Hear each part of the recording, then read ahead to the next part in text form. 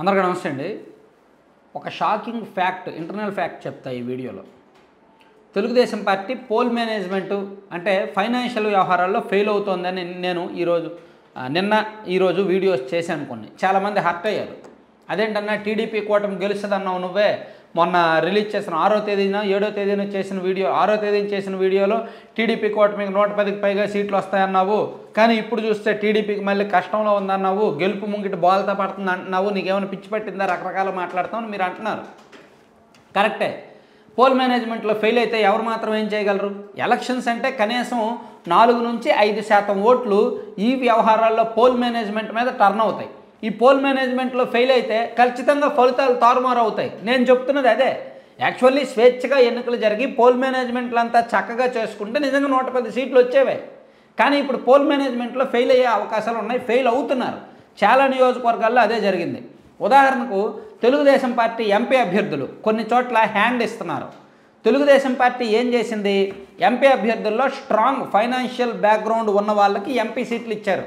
గుంటూరు పెమ్మసాని చంద్రశేఖర్ గారికి కావచ్చు, ఏలూరు ఆయన పుట్ట మహేష్ యాదవ్ గారికి కావచ్చు, అలాగే నరసరావుపేట లావు శ్రీకృష్ణదేవరాయలు గారికి కావచ్చు, ఒంగోలు మాగుంట శ్రీనివాసులు రెడ్డి గారు, నెల్లూరు వేమిరెడ్డి ప్రభాకర్ రెడ్డి గారు, ఇలా తెలుగుదేశం పార్టీ ఎంపీ సీట్లు ఫైనాన్షియల్గా స్ట్రాంగ్గా ఉన్న వాళ్ళకి ఇచ్చింది. ఎందుకంటే అభ్యర్థులు కొంతమంది ఫైనాన్షియల్గా వెనుకబడినా పార్టీ ఫండింగ్ టైంకి అందకపోయినా వీళ్ళు సర్దుబాటు చేస్తారు కదా అని. సో ఇప్పుడు ఏం జరుగుతుంది? నెల్లూరు ఓకే, ఇబ్బంది ఏమీ లేదు. ఒంగోలు కూడా ఓకే, ఇంటర్నల్గా ఇబ్బంది ఏమీ లేకుండా జరుగుతోంది.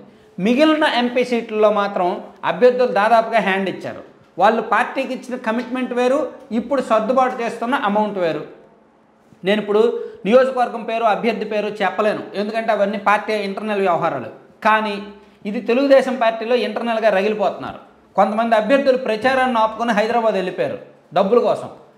పార్టీ పెద్దల దగ్గరకో లేదంటే ఆ కంపెనీల దగ్గరకో నాకు అర్జెంటుగా డబ్బులు కావాల్సిందని చెప్పి ప్రచారాన్ని ఆపుకొని వెళ్ళిపోయారు. నేను ఇందాకే ఒకరితో మాట్లాడితే షాకింగ్ న్యూస్ అది. ప్రచారం చేయాల్సిన టైము, చాలా ఇంపార్టెంట్ టైం ఇది. ఈ టైంలో డబ్బులు లేక పోల్ మేనేజ్మెంట్కి, ఫైనాన్షియల్ మేనేజ్మెంట్కి డబ్బులు లేక ఎంపీ అభ్యర్థి వచ్చిన అభ్యర్థి హ్యాండ్ ఇస్తే ఇంకా ఏం చేయాలో తెలియక వేరే చోట ఆల్టర్నేటివ్ సోర్సులు వెతుక్కోవడానికి అభ్యర్థులు హైదరాబాదు, బెంగళూరు పార్టీ ఆఫీసుల్లోకి వెళ్ళి సాగలపడుతున్నారనమాట. అది పరిస్థితి. అంటే ఎంపీ అభ్యర్థులు కొంతమంది హ్యాండ్ ఇచ్చారనేది వాస్తవం. నేను మొత్తం పేర్లు అయితే చెప్పలేను, కానీ ఆ హ్యాండ్ ఇచ్చిన ఫలితం ఇప్పుడు తెలుగుదేశం పార్టీలో ఒక రకంగా వెనుకడుగు వేసేలా ఉంది. నిజంగా స్వేచ్ఛాయుతంగా ఎన్నికలు జరిగితే, పోల్ మేనేజ్మెంట్ సక్రమంగా చేసుకుంటే, గ్రౌండ్ వర్క్ సక్రమంగా చేసుకుంటే, ప్రభుత్వ వ్యతిరేకతను ఓటుగా వాడుకుంటే 6వ తేదీన నేను చెప్పినట్టు 110కి పైగా సీట్లు వచ్చే అవకాశం ఉండేది. కానీ ground work, pole management, booth మేనేజ్మెంట్లో తెలుగుదేశం పార్టీ వెనుకబడింది. గత ఎన్నికల్లో ఆల్రెడీ దెబ్బతిన్నారు, అయినా సరే టీడీపీకి బుద్ధి రాలేదు. ఏమనంటే ఓవర్ కాన్ఫిడెన్స్, వైసీపీ మీద వ్యతిరేకత ఉంది కదా, గెలిచేస్తాం కదా అని ఓవర్ కాన్ఫిడెన్స్. కావచ్చు గెలవచ్చేమో, వైసీపీ మీద వ్యతిరేకత ఉంది కాబట్టి సైలెంట్ వేవ్ క్రియేట్ అయ్యి గెలవచ్చు కాక, దాన్ని ఎవరూ కాదనలేరు. నేను అది గెలుపు రాదు అని నేను చెప్పట్లా, కానీ రిస్క్ చేయడం ఎందుకు? అలాగని గెలుస్తున్నాం కదా అని చెప్పి పోల్ మేనేజ్మెంట్లో నిర్లక్ష్యంగా ఉండడం ఎందుకు? ముందస్తు యాక్షన్ ప్లాన్ లేకుండా ఉండడం ఎందుకు? ఓవర్ కాన్ఫిడెంట్గా ఉండడం ఎందుకు? ఎంపీ అభ్యర్థులు హ్యాండ్ ఇవ్వడం ఎందుకు? ముందస్తు కమిట్మెంట్లు మిస్ అవ్వడం ఎందుకు? ఇది ఒకసారి ఆలోచించాలి.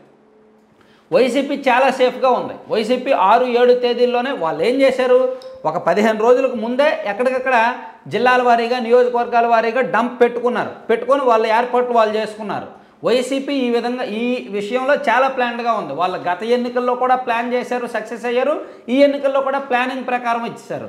కానీ టీడీపీ మాత్రం పోల్ మేనేజ్మెంట్లో దిట్ట చంద్రబాబు గారు అనుకున్న టీడీపీ గత ఎన్నికల్లో ఎలా ఫెయిల్ అయిందో ఇప్పుడు కూడా దాదాపుగా చాలా చోట్ల ఫెయిల్ అయ్యారు. సో అదే ఇప్పుడు టీడీపీని ఇంటర్నల్గా టెన్షన్ పెడుతోంది. Thank you.